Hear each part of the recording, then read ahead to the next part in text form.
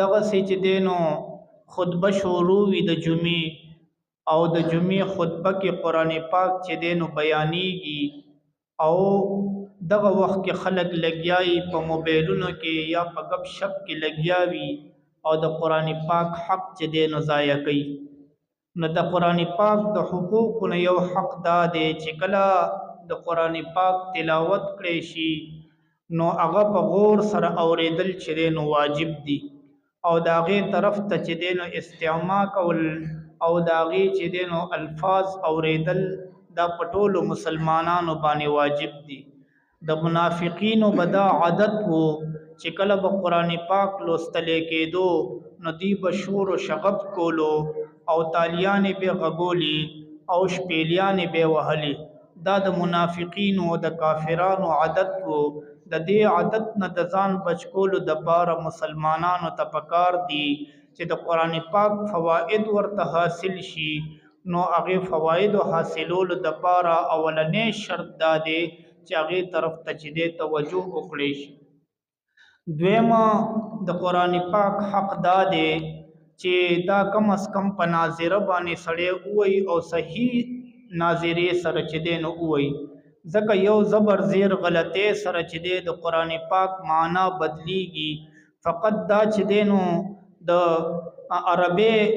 قاعده نه ده بلکې په هر جبه کې چې دینو دا د سیدی په هر جبه کې چې د بیزایا وقف وکي او یا چې د بیزایا چې دینو زبر په زیبه نذیر کوي یا زیر په زیبه نه پیش کوي نو ډیر قرتی معنا چې دینو بدلیږي. نو دغه سي د قران پاک چې دینو الفاظو کې بیزایا وقف کول یا زبر په زیر ویل یا زیر په زیبه نه زبر ویل دا چې د سره معنا چې دینو بدلیږي او د سره د قران پاک چې دینو بعض اوقات سړی چې دینو کفر ته ورسیږي او د پته هم نوي. ګوره په اردو کې چې دینو من کله کله یو بل ته چې دینو یو مثال پیش کوو یو مثال ورته وایو چې یو کس ته وایي اٹھو مت بیٹھو نو د دې مطلب جدا دی او چې ته ورته اٹھو مت بیٹھو نو د دې مطلب چې دینو جدا دی. یو ځل چې دینو یو عالم بیان کولو او یو کس چې دینو سلیکل کول نو د ورته ویل ازمنګ استاد هم دی علامه زاهد الراشدی صاحب نو کوئی کیا کر رہے ہو وہی جی میں نوٹس کر رہا ہوں. وہی آپ نوٹس نہ کریں وہ پولیس کا کام ہے نا. اغم چې دینو د هغه ټکی چوغره NOTES او نوټس هم NOTES دی خو یو نوټس دی او یو نوټس دی دوه کې د ځمکې اسمان فرق دی په تلفظ سره. نوټس بل شیز دی او نوټس چې دی نو بل شیز دی.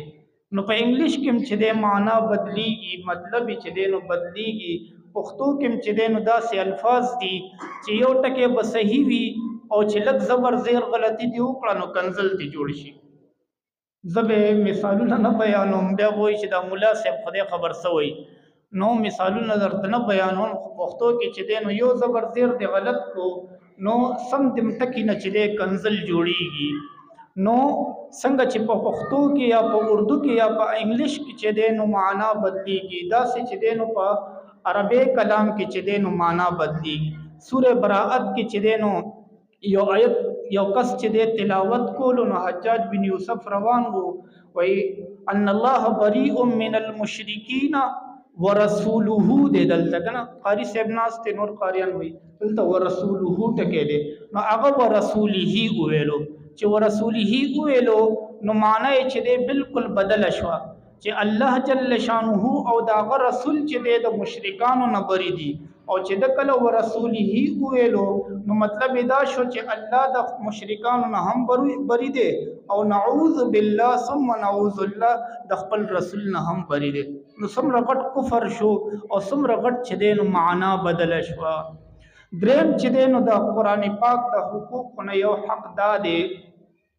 چې د قران پاک په معانی باندې چې د ځان پوي کړي شي. یو کس ته چې یو کس ته د یو محبوب خط راشي او دا منیم چې دا زما د محبوب خط ته نو هغه ته پکار دی چې د پخپل چې دی نو دا خط نشي ویلې نو د کوشش کوي چې چرته یو داسې کس ته چې هغه چې د خط پړاولی شي نو هغه ته ووایي چې ما ته دا خط لږ پړاو که چې دی کې څه وي او زما دا محبوب ما ته چې دی څه ویلي دي او څه چې دی نو ما ته فریاد کړی دی چې دا زه واورم او د هغه چې خواهش وي چې په هغې باندې عمل وکم ځکه چې یو کس سره چې دی د انسان مینه وي نو د هغه خبرې او کلام چې دی نو ډېر غور سره چې دی نو اوري نو که دغه کس یا خط را واخلي او په بکس کې محفوظ کېږي دي نو ټیک ته تا د خط چې دی نو ادب خو وکړو خو د هغې چې کوم مقصود و نو د هغې نه د ځان خلاص کو نو قرآن پاک چې دی تا سره خبرې کوي داسې خبرې کوي لکه مونږ چې خپلو کې یو بل سره خبرې کوو او داسې چې دی نو انسان ته د قرآن پاک را جوختېږي لکه یو انسان د بل انسان سره چې دی مینه وي نو څنګه هغه ته ور جوختېږي خو دا داسې زما په خوله باندې به تاسو نه پوهېږئ کله چې تاسو قرآن پاک درس ته کښېنئ او مستقل کښېنئ بیا به تاسو ته پته لګي چې قرآن پاک چې دی نو څه وایي او دا به درته پته لګي چې قرآن پاک چې دی بیانوي څه تاسو والله چې په دې باندې کم کسان چې د قرآن پاک په درس کې چې دی مستقل کېني تاسو د هغوی ژوند وګورئ الله جل شانه که بدل کړي نه نو بیا ما ته ووایي چې یاره تاسو چې دی نو ټیک ونه ویل قرآن پاک خپل چې دی انوارات دي برکات دي هغه بغیر د معانیو نه چې دی کما حقه نشي حاصلېدی دا صرف او صرف چې دی په دې باندې کېږي چې ته د قرآن پاک په الفاظو باندې او په دې کې کوم احکامات دي په هغې باندې چې دی ځان پوهېږي نو ډېر د افسوس خبره ده ما سره داسې په ریکارډ کې جماعتونه شته چې په یو جماعت کې چې دی 50 کسان ناست دي په درس قرآن کې او دلته څومره کسان ناست دي به زه به بیانول نه غواړم تاسو ته پته وي حالانکې دا صرف د یو کس دوه کسانو چې دی نو دغه نشته دغه نه دی ذمه داري نه ده چې یو کس دوه کسه به کښېني بس د ټولو ذمه چې دی نو خلاصه شه دا په هر سړي باندې چې دی نو دا واجب دي چې د قرآن پاک دغه حق چې دی نو ادا کړي او چې کله دی دا په ځان باندې واجب کړي چې زه چې دی نو 15 منټه بس د قرآن پاک ته ورکوم بیا به دی خپل ژوند وګوري چې الله جل شانه د ژوند چې دی څنګه بدلی څلورم حق د قرآن